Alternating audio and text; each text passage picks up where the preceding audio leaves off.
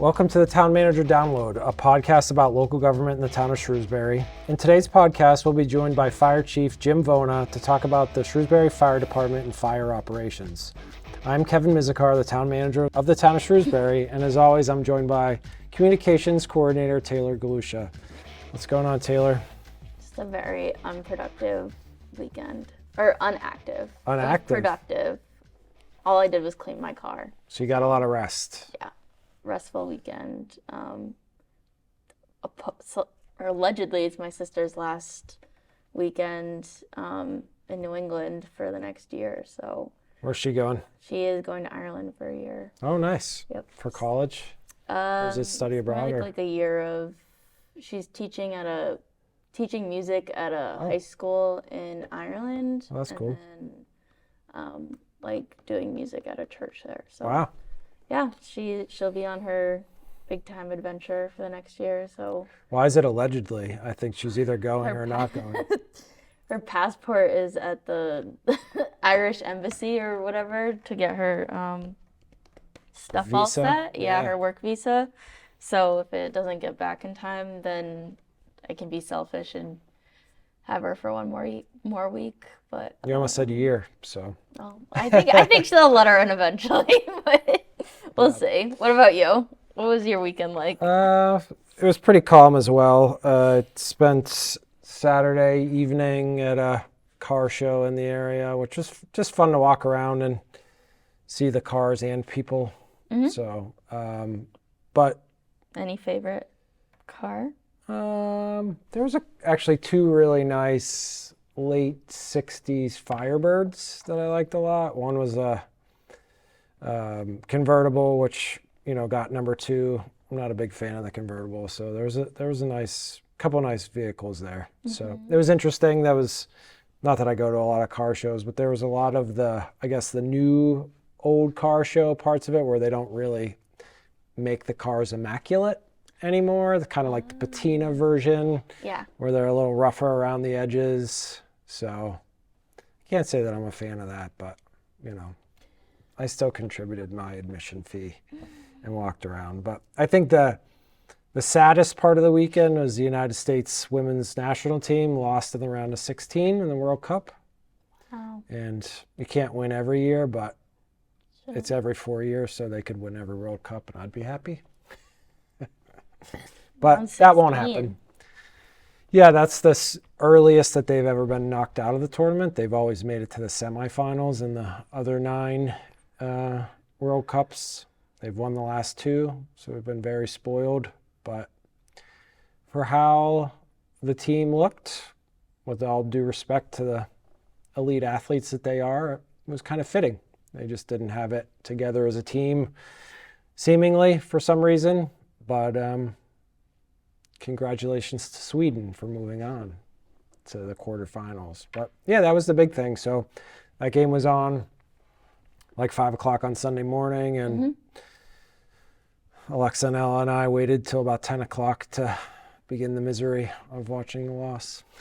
But it was good to watch. It was fun. Did you go into it knowing that they lost? No. Oh, you just avoided. No, they lost in penalty kick overtime, or penalty kicks after overtime. It was a penalty kick shootout, which is like, it doesn't get much closer than that. Right. So it's good and heartbreaking and frustrating, but most of the rest of the games are at like 3 o'clock in the morning, so I don't have to fight that. Yeah, that's fair. But all in all, rather calm weekend, pretty good weather, but we're back. Doing episode 20, season 2, full swing. Yeah. We have the fire department here today. What's up in the Shrew generally? Let's see. Just some small things, but not small things, I think. The food truck festival got rained out on Friday, and they moved it to August 11th at the Maple Ave Fields from 5 to 8 p.m. Super exciting that it'll be like kind of the first one with they'll have some brewery vendors there and whatnot. So nice. I think that'll be super fun. The community engagement schedule has been put together for the climate action plan. There's a survey, a few virtual meetings, in-person meetings, and some um, community events that staff members will be attending. So people can expect similar to what we did for the strategic plan for this. Kind of whatever level of engagement that people want to engage at, it's there for them.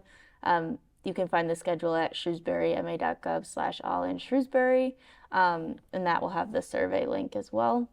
And then another small update, but I think it'll make a big difference for people. We've always had the Google Translate widget like attached to our website, but it used to be hidden kind of in the bottom right-hand corner, and we've moved it up to the top left. So it'll be like one of the first things people see when they visit our website. I think it'll just help with accessibility, especially if English isn't someone's first language. It'll just make what's going on in the town a little bit more accessible for everyone. So I was excited to make that change That's this great. week.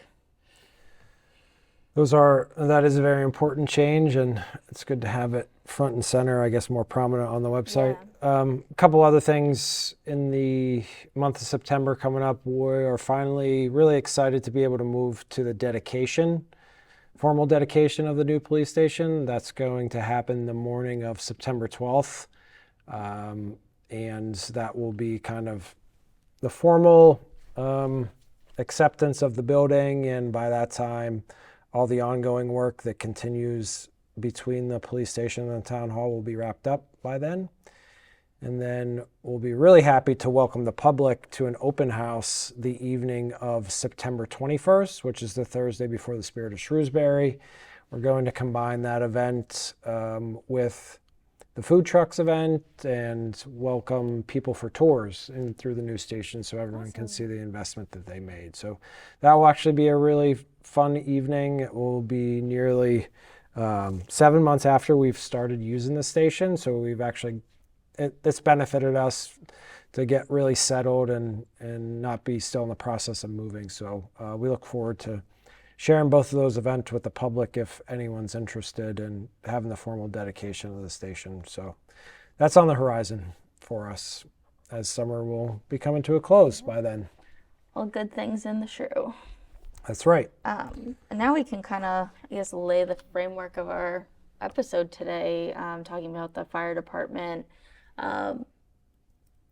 operations in town and whatnot. Do you want to talk a little bit about Shrewsbury Fire? Yeah, so I think just an overview to kind of get the nuts and bolts out of the way. The fire department, if you rewind about a year ago, we had 44 full-time staff and 10 part-time members. We have fire chief and deputy fire chief primarily work administrative day shift positions, but of course are available to support the entire team on a 24/7 basis. And then in November, the department added an operations manager position. He'll handle facility and fleet maintenance, and it really will provide us an opportunity to just better utilize the resources and the skills that we have in hand. We have a growing fleet and growing complexities when it comes to things like radio and systems maintenance. So that was a much needed position that got added partway through last fiscal year. We, of course, have an administrative assistant that works at fire headquarters that coordinates billing and payroll and purchasing and other general administrative work. And as a department, if you look at it in total, they have a really large charge, right, which we'll get into with the chief. You have $6.9 billion in assessed property value within the community. We're approximately 21 square miles, so it's a rather sizable area and a lot of value that we look to this team for any emergency response, whether it's fire or otherwise, medical calls throughout the community. So we have worked over the last several years to add firefighters to make sure we have appropriate staffing level on every apparatus, especially when we're serving that type of community with roughly 40,000 residents. And we really topped that off this June of 2023, where we added 4 additional firefighter positions. So these firefighters are actually in the process of going through the firefighting academy and will be joining us later this fall in their full operating positions. So as I said, we've focused over the last 5 or 6 years to bring staffing levels up to what Chief Vuona, had recommended to ensure all of our operations are safe and effective when we're out in the field. And that's something that I look forward to diving in with him on to see how that's going, what type of impact those recent changes have made and will make on how they run the department, and get into other changes that went along with that, because it was more than just adding the 8 additional positions. We added some additional ranks and different assignments, so it really put us in a much better position. So there's a lot that goes on through the fire department. It's a significant part of not only our public safety budget, but also just generally our overall budget to support those type of operations. And it's growing more complex, again, with the radios and the systems and the cost of apparatus and all other aspects of our response there through the fire department. So we operate out of 3 different locations, our fire headquarters at Church Road, and then we have 2 smaller stations, one on Suntech Boulevard and one on Harrington Avenue. So we're able to respond to all facets of the community in a very timely manner. And something that town meeting approved recently that will impact how we operate the fire department is a study into emergency medical services. So currently we contract that out with UMass for those services, but I think it's time for us to really investigate whether that continues to be the best operating model. We know that it won't be free forever. UMass has already indicated that they'll need to start charging us, and it's been a sector of the economy with paramedics and EMTs and emergency medical response that has struggled to maintain adequate staffing levels and positions in that demanding job. So we'll talk to the chief in some detail about that and how that could play out. The other half of it too is the unified dispatch study as well, which is, I guess, 2 new and different studies that will impact our public safety side of things. Yeah, the unified dispatching study is something that an option that we're presented with the construction of the new police station and being able to operate that way. We have the room to consider unified dispatching, and now it's trying to figure out if and how a model would work for Shrewsbury. We're not the biggest community in the world, and most other communities have moved in that direction, but we want to make sure that if we're going to do that, it makes sense for us. So we'll dive into all those things with Fire Chief Jim Vuona. We'll talk to him about his career, and I guess without further ado, let's bring in Chief Vuona and talk about the fire department and fire operations in 2023 in the town of Shrewsbury. Well, it's our honor to have Fire Chief Jim Vuona here with us this afternoon on the Town Manager Download. Chief, welcome.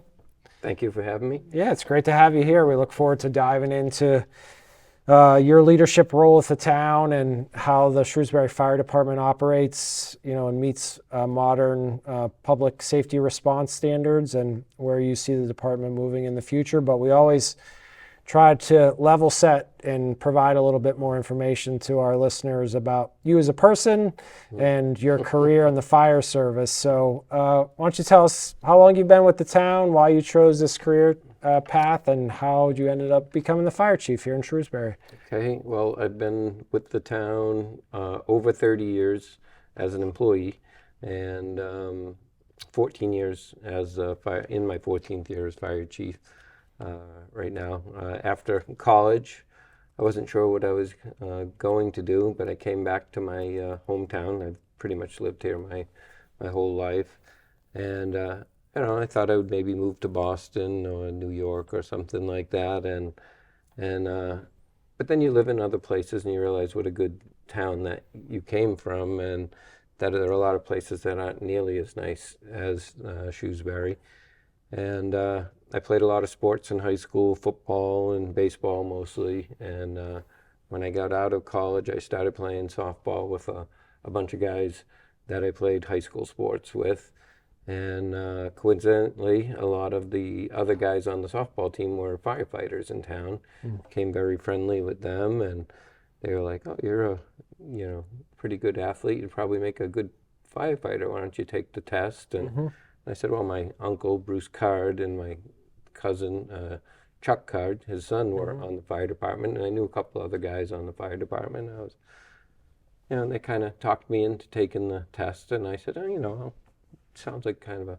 As I got more interested, I got on as a call firefighter part time, and then I got on full time, and I just really kind of fell in love with the job. And I learned from some of my fire chiefs. George Duhamel brought me on and said, "You're one of the only guys with a college background. If you really put your mind to it, you could move up, become a captain, and maybe be chief." And I'm like, "It's a little early to be Like, talking slow about down. that." I had like a year on the job. Yeah.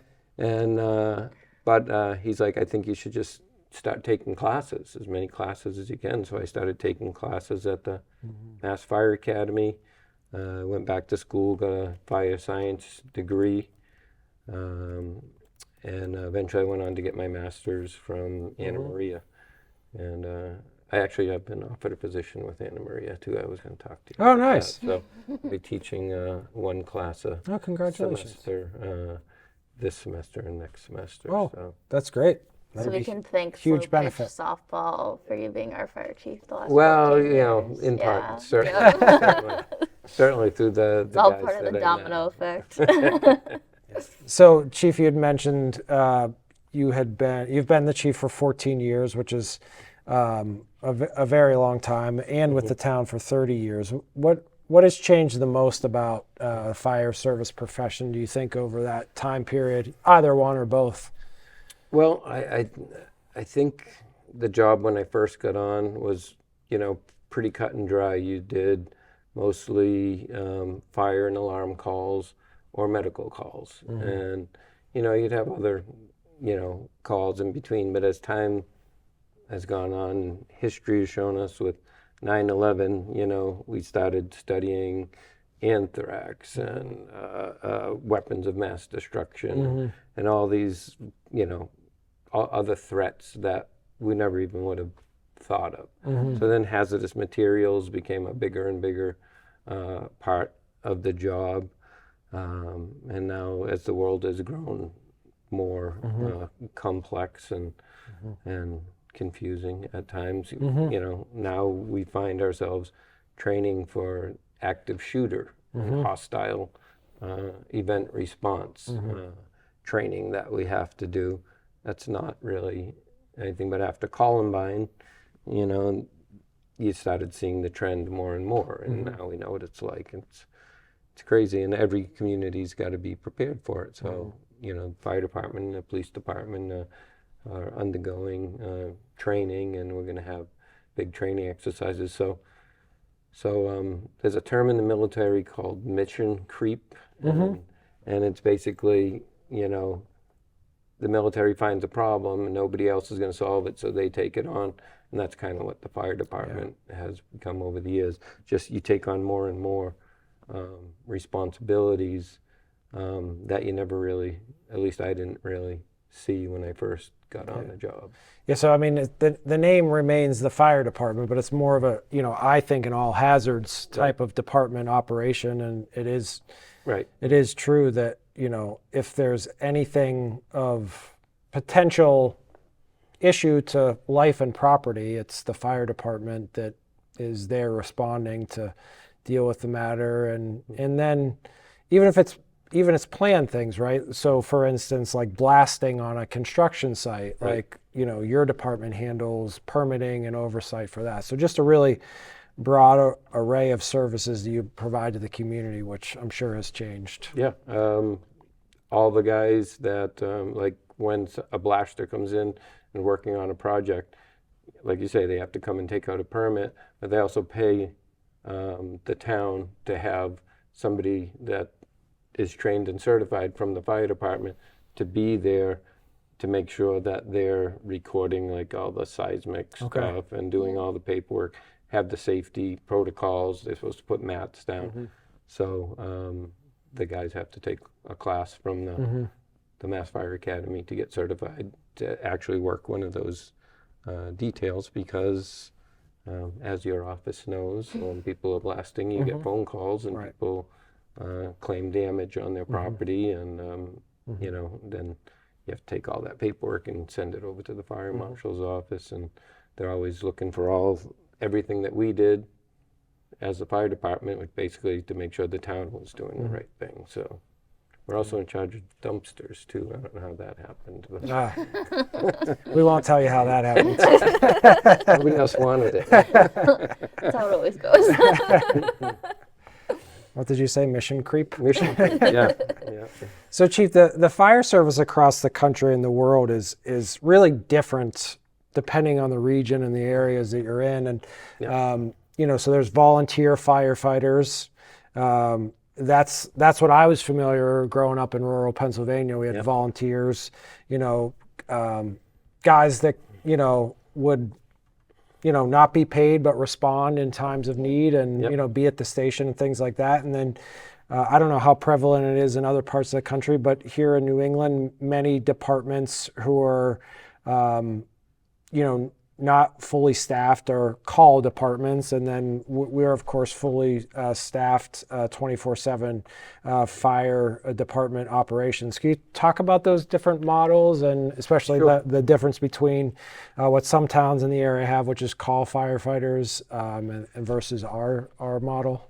Well, our model is we have a career fire. It's called a combination department. We're primarily career.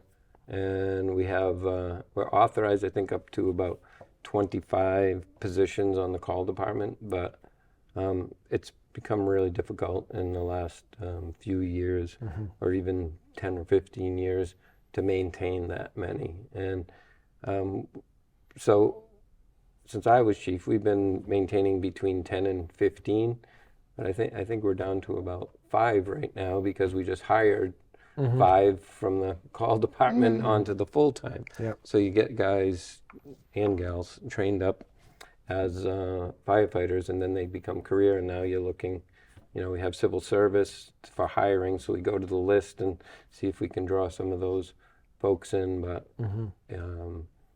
there's not the interest that there was once in being a volunteer. And as attrition goes on and firefighters that are the, you know, call volunteer guys retire, we're just not getting a lot of people that just want to be involved part-time. I know out in Western Mass, the great majority of the departments out there are call departments, but, you know, some of those towns, and I know that many of the chiefs out there, you know, so you have a town of 600 people, Peru, for, you know. There is a Peru, Massachusetts. It has a, In Florida, I think. yeah, That's true. And some of these towns, like I say, they only have, you know, 500 or 600 people or 1,200 people. I mean, Shrewsbury, a massive infrastructure, big population, lots of property to protect. I see the main difference between a call department and a career department is a lot of people say, what do we need so many firefighters for? We don't have a lot of fires. We actually do have a lot of fires, but they put out when they're very small because we have people in the stations waiting to respond, whereas a call department in a smaller town, they might have to come from their house, then they go to the fire station, they get the fire truck, then they drive the fire. Right. Okay, so say that takes 10 or 15 minutes, and science and math say 30 to 60 seconds, fires double in size every minute. So if you wait 15 minutes from a little small fire, could be half the house or the whole house burning down. That's, you know, we have plenty of fires. We still do 80 to 100 fires a year. You know, they're not all like through the roof or anything. A lot of them are start in kitchens and garages and stuff like that, and they're just held to that one area. And a lot of it's not very newsworthy. So, Yeah. you know, Yep. you know, Well, that's when we get the most feedback, and we probably should do a better job sharing it publicly with folks. But I get a lot of feedback whenever your department goes and, takes what was a lightning strike that had something started in the attic and it ends there. So that's kind of boring for a Boston news channel to come and show a little bit of Right. smoke, but it's an amazing asset to the community because you stopped right. catastrophic damage from happening, because not only, are we staffed with a career department, we got there in a short amount of time, but then the expertise of the firefighters around the scene to manage that event whenever they're there. Yeah. And that's what really counts. And that's just the response part of it too. We like to invest a lot of resources in education, teaching.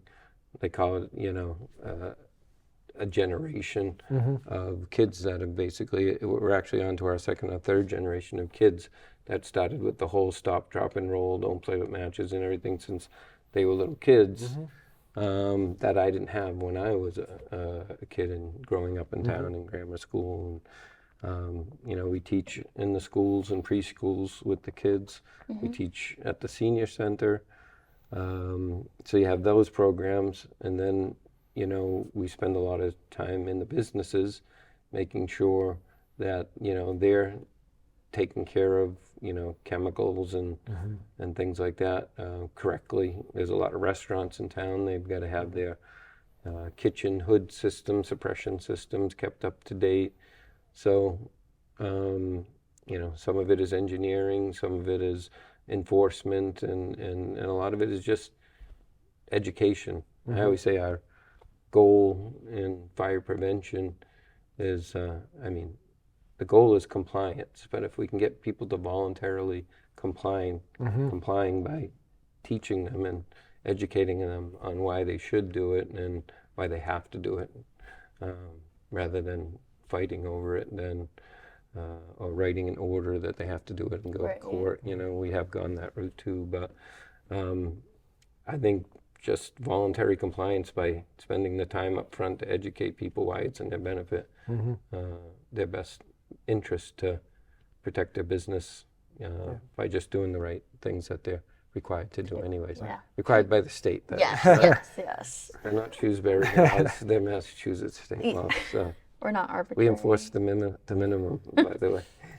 So, Chief, you said education, but I want to use that term, but in a different way. So, our firefighters in Shrewsbury are highly educated individuals, and I'm sure that's something, you mentioned or if I could put words in your mouth, one of the only firefighters when you started that had a college degree, but talk about that and the level of prevalence of higher education in our firefighters now and how that benefits the town. I would say 3/4 of the firefighters we have now are college educated. About 15 out of 47, or maybe a couple more in the works, have master's degrees. Wow. So that helps with, obviously, understanding management, leadership, and I'm of the firm opinion a smarter firefighter is better than, an uneducated firefighter.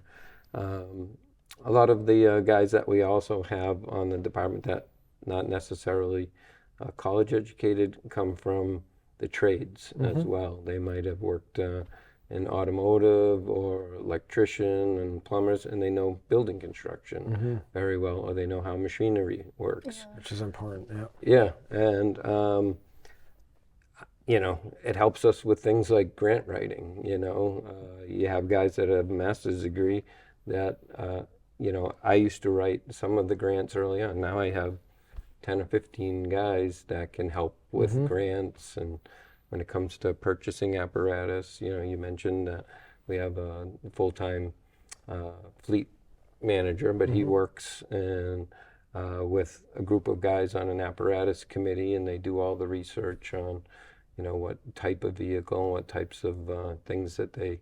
So, having an educated group of people that are willing to do this kind of work just just helps the town overall. Sure. I mean, the previous 4 firefighters before the last 4 we put on were done by grant by one of my lieutenants. So Let's talk a little bit about that. So over the, not quite implemented yet, but we're, those second batch of 4 firefighters Yep. are going to the academy now. But how does that actually impact your operations? These 8 additional firefighters in total. What was it like before then, and what was the intent really behind that? Something you strongly advocated for. yeah, well, one of the things we've always tried to do is work like the national standard for apparatus manning. They call for 4. Okay. And like a ladder truck could be 5 or 6. Like if you go down to New York City, you're not going to see 1 or 2 guys on an engine or a ladder. There's lots of people on there, and for obvious reasons. Sure. And we have down at our Station 3 right now just 2. We have a lieutenant and 1 firefighter. And this fall, after the guys graduate the fire academy on August 25th, Okay. and they do about a week or so of orientation at fire headquarters, and then we'll move one of the firefighters from headquarters down to Station 3, and for the first time, we'll have what we consider an effective company of 3. You have an officer and then 2 people. I mean, because like when we pull up to a fire, the first do engine. Her family is firefighters. Yeah, I was so gonna she say, I knows talked what I'm about my talking dad with this, because he listens to our podcast. So when we went to town meeting or we talked about the ARPA stuff, he was like, oh yeah, it's so important that there's 3 on the Yeah. fire engine. Like, tell me about it. But yeah, my dad was a volunteer firefighter Okay. for like over 10 years, I Yeah. think. So we bonded over that quite early on in my Traded packs time. by- Yeah, with their time dad and here. everything. Nice. So, So what happens when they pull up? At so the they fire? pull up to the fire, and with 2 people, basically, what should happen is you get out of the engine, you set the pump where that pushes the water from the water tank in the engine out the hose. When I first came on, it was just 2 firefighters, so there was really the senior person was in charge, but basically the 2 of you would take the hose to the front door or wherever the fire was, charge the line from the pump on the fire engine, and then you'd run up to the front. Well, the standard says somebody needs to stay The truck. at the fire panel in case there's a failure or you need to adjust pressure. I mean, it's very important to have water in your fire. You don't know how much water when you're on the inside of a totally black burning building, and you're opening your hose line. You don't know how much water you have left in the tank, and that's a 3-man operation minimum. And then there's OSHA laws that say 2 in, 2 out, so you have to kind of wait till a second group gets there. But if you can get all this stuff working and ready to go, so when that next engine gets there, or you can get water on the fire right away, now we would have like one firefighter take the hose, the officer goes with the firefighter as second on the line, and the other firefighter who is driving the fire engine is the one that runs the fire panel for the pump and everything. So it's a 3-man operation. Every study you look at says it's not acceptable and totally ineffective to only do it with 2 people, but that's all we had years ago, and we used to just basically abandon the pump and hope that nothing went wrong, and sometimes things did go wrong, and then you come running out of the building and it's a dangerous situation. So for the first time, we'll have what we consider an adequate amount of people to at Station 3 to attack a fire. Now we have a lieutenant and 2 at Station 2, and we started doing that a few years back through the SAFER grant, which is a federal grant that paid for the 4 firefighters for the first 3 years, in part, not complete, but most of it. And it's so much, it's so much better safer of an operation. Like I say, we talked about, having a career department, you knock down the fires fast. Having a 3-man team, working on a fire compared to a 2-man team, we haven't, knock wood, we haven't had very many big fires in the last couple years since we've added that, third firefighter down at Station 2. So that's great. And it was, so folks may be wondering, so why 4? So what is that increment of 4? Because we hire 4 at a time. How can you explain that? We have 24-hour coverage, 24/7, 365 days a year. But we have to cover all that time. It's not like the same guys can't work. Sure. 200, 100 hours or whatever. But it's broken up over 4 shifts. Okay. That cover, the guys work, I say guys because we have all guys right now. So, they work 24-hour shifts, then they're off for 24. The next group comes in, then they work another 24-hour shift, then they're off for a number of days, and that keeps moving up. It's like an 8-day schedule, an 8-day week we have, and it moves like if I work Monday and Wednesday this week, the following week I'll work Tuesday and Thursday, and it just So you have 4 groups. 4 groups. So you add 1 to every group to get your right. Yep. So when you say put on 4 firefighters, it's not like 4 guys are going to any one station and they're going to be there 24/7. It's spread across. Yep. So, Chief, with that complement of staff, you had mentioned earlier some of the numbers. What are call volumes generally like, and are they changing, moving in any direction recently? Every year for the last few, they've averaged about 10% more calls a year. Year over year. Every year. Okay. And I think we did just under 4,600 emergency calls last year, and we're ahead of that pace again this year. So more than 10 calls a day. Well, yeah, over 10 we average almost 13 13 emergency calls a day. calls. This year we'll probably average about 13 emergency calls a day. When I got on 30 years ago, we were doing 1,400 calls a year. So, so 4 times the amount. Yeah. So, yeah, every time you build a new supermarket and surround it with a bunch of apartments, that's going to be more calls, for us. I had been asked at town meeting years ago, seems like our medical calls are going up 12% a year. Do you know the reason for that?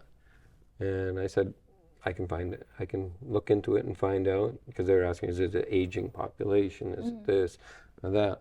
Well, the population, I went back and looked, the population went up 12% every year. So it's basically just a direct reflection of population. So like if you put more cars in one area, you're going to have more car collisions because there's just more activity. Yep. And then people forget too that, we have five highways in Shrewsbury, major routes, Route 9, Route 20, Route 70, 140, and 290. I did a little study years ago. That's hundreds of thousands of cars that go just through Shrewsbury. Some might only be here for 5 or 10 minutes, but the ones that crash, we're out on 290 to help them. So. Right. So you mentioned just a minute ago, Chief, emergency medical services and medical calls. That's been a kind of a challenge for the industry of the last few years, post-COVID and in that general time frame. And I know we've talked publicly in the past about some longer, times to get ambulances out for service, and some challenges associated with staffing levels and things like that, but something that we're really focused on improving in the future. What are your thoughts on kind of looking into providing ambulance services in-house, and what's your opinion been on that over the years? I've always thought we should look at it, because right now it's one of those situations where we're fortunate that we're right next to a level 1 trauma center, UMass, on Lake Ave. We have a contract with them, but they're having trouble hiring people as well. Plus their call volume keeps going up in the city, which keeps pulling their dedicated ambulance sometimes. I mean, if the closest ambulance by statute and regulation, if there's an accident on Belmont Hill and the closest ambulance is the Shrewsbury ambulance, it's, the Worcester EMS Shrewsbury dedicated ambulance is the closest it's going. That's the law, and that's just for anybody's safety. Sure. And, but as time has gone on, after, during COVID, you had a lot of older paramedics that said, Hold on. I don't need to deal with this. You got, paramedics around 60 years old. They're in that vulnerable group of if they got it, and this is before vaccinations, everything. A lot of them just started retiring. And then to compound that, people that were thinking of going into the business decided, well, maybe I don't want to be a paramedic or an EMT. And so that's left a nationwide shortage. And on any given day, because our call volume keeps going up, Northborough, Boylston, and Westborough especially, they're in Shrewsbury transporting patients, and because they're the closest available. They have mutual aid assistance agreements with Worcester EMS, the UMass ambulance, and who's ever closest and available comes. Flip side of that is sometimes our engines have to go over to Westborough or Northborough and cover their stations because they don't have anybody there. They're in our town transporting, people that are in Shrewsbury. So I think it's important to start looking at it. I don't necessarily know if we need to try to start a paramedic service in Shrewsbury, at least not initially. But if we had some basic service with basic EMTs, because a lot of transports, if somebody has a sore knee and they can't drive themselves to the emergency room, it makes sense for somebody else to drive them, an ambulance, but does it have to be a paramedic, Right.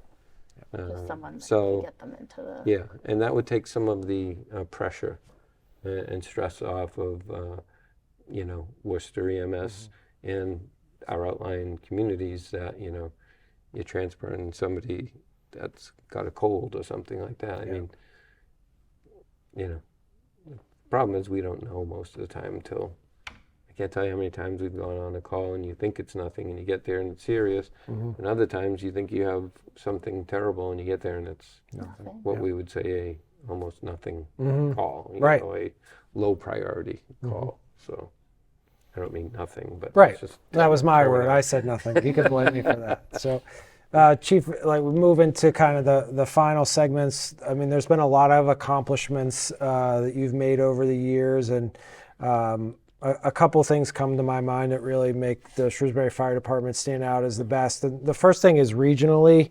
There's been a strong regional relationship that you've been able to, facilitate and enhance with surrounding towns within the fire district.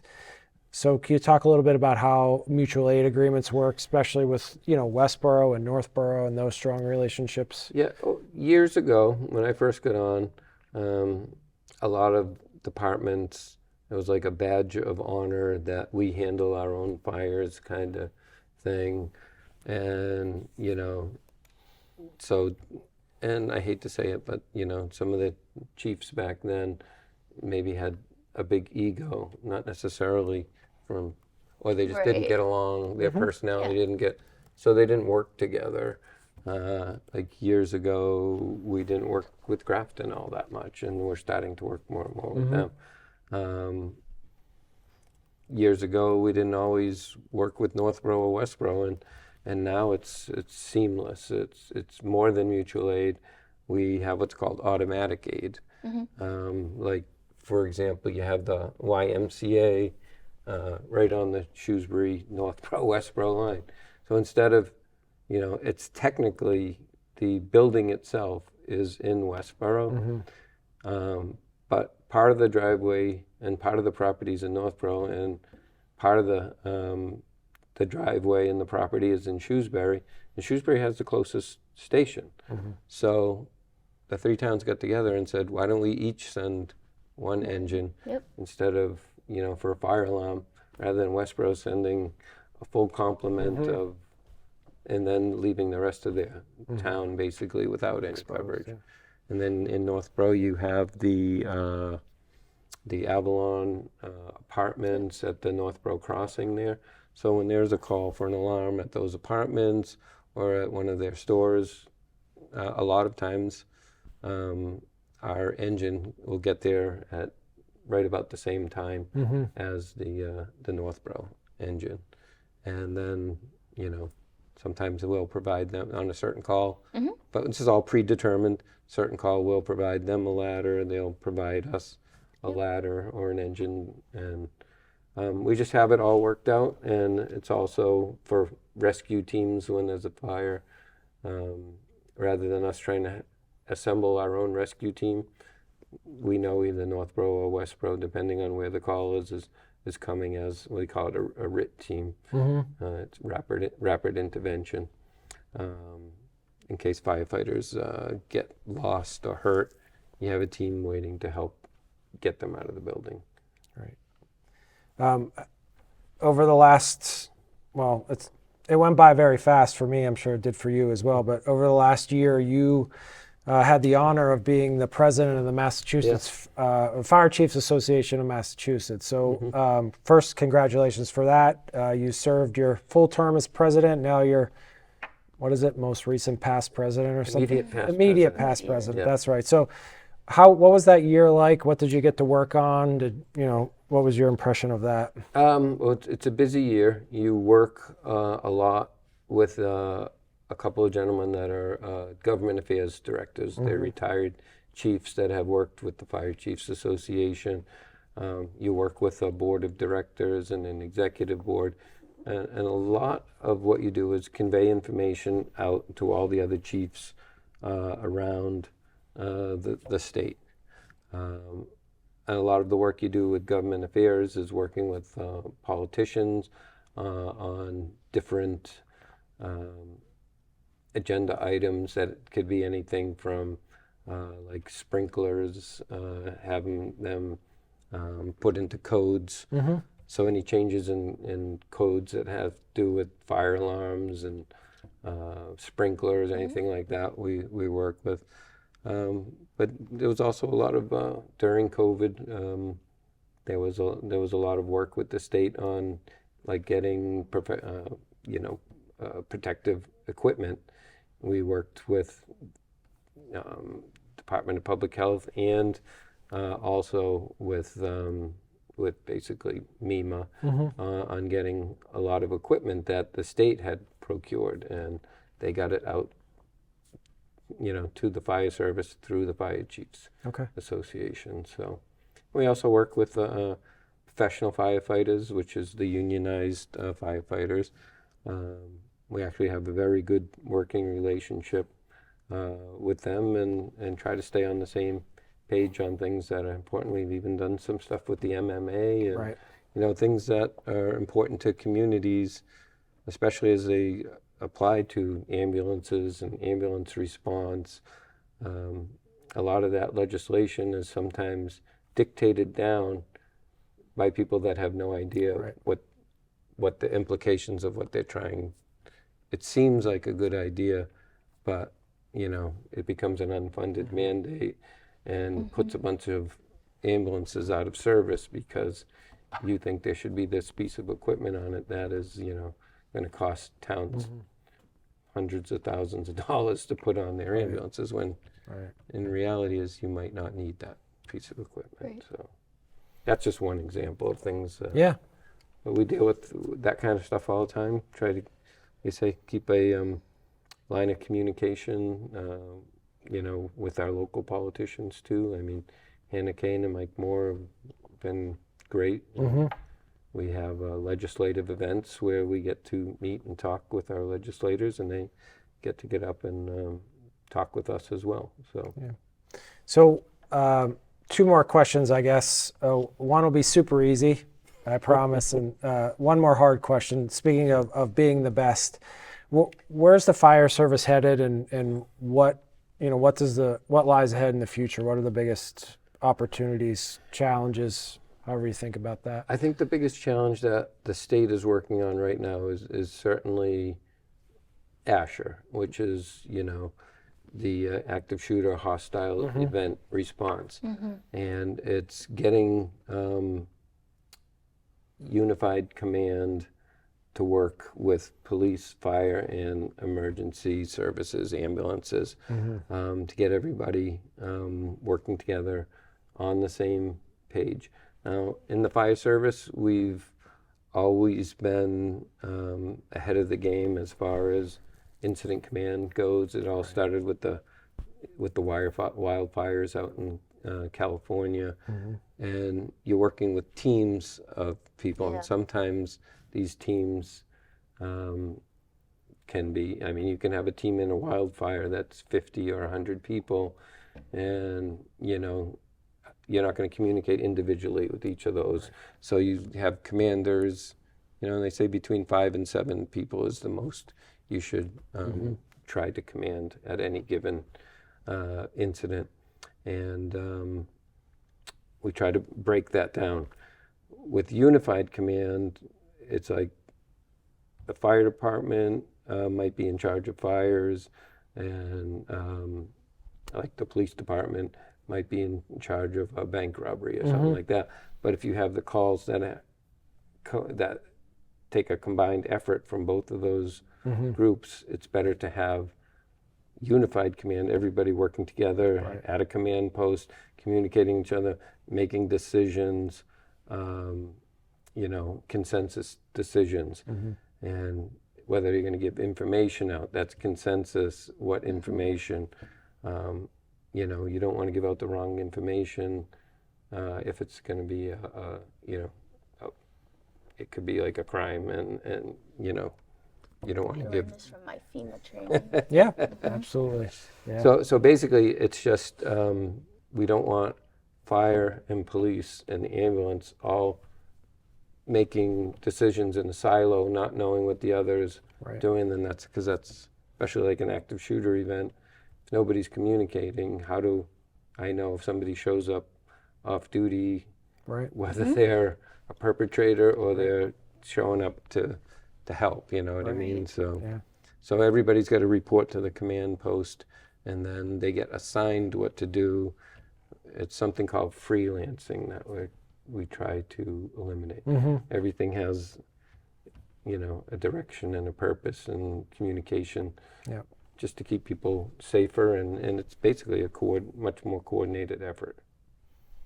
Well, that's certainly an emerging challenge, and I've watched you work on that, and Chief Anderson work on it, and it's something that is very prevalent across the state that everyone is working towards, really to keep everyone safe and provide the best approach that we can when serving the residents. And Chief, I know you have your eyes on retirement at some point in the near future, and certainly have served a long time here in Shrewsbury, 14 years as chief, nearly half your career at this point. So I know you've done so many things that have made Shrewsbury Fire Department what it is today, and certainly one of the best in the Commonwealth and really in the nation. So thank you for all that service.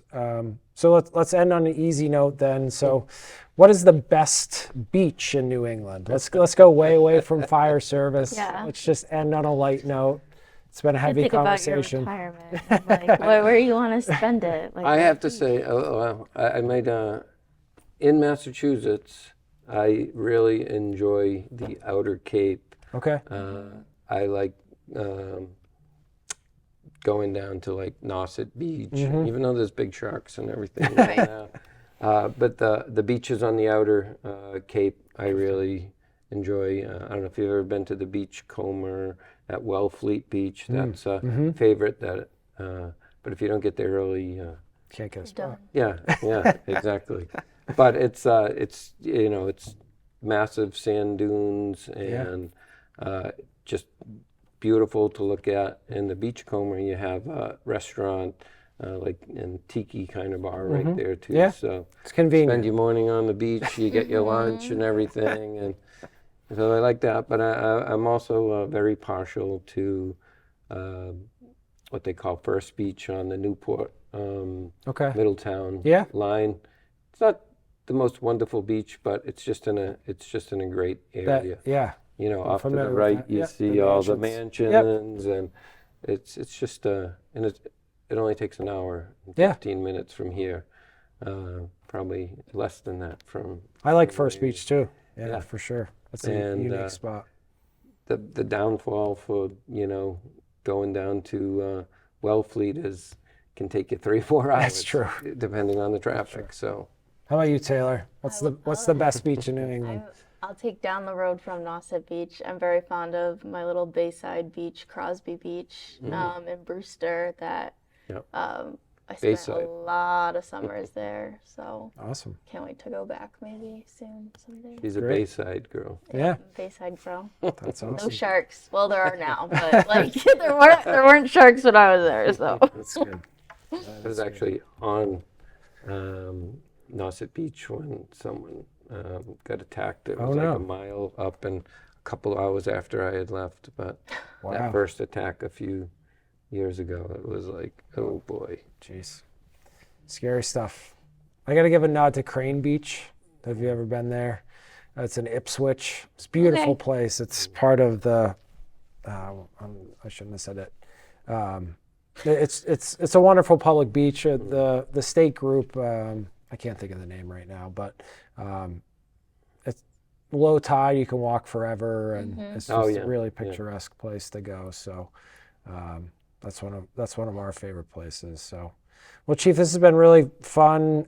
We learned a lot. I'm sure the listeners learned a lot about fire operations and the challenges that you've been faced with throughout your career here in Shrewsbury. Appreciate you coming in and taking the time to talk with us. This has been another great conversation on the Town Manager Download. Just a reminder to folks, if you have any questions or a comment, you can reach us at tmdownload@shrewsburyma.gov. On behalf of Taylor Galusha, I'm Kevin Mizikar. Thank you for listening.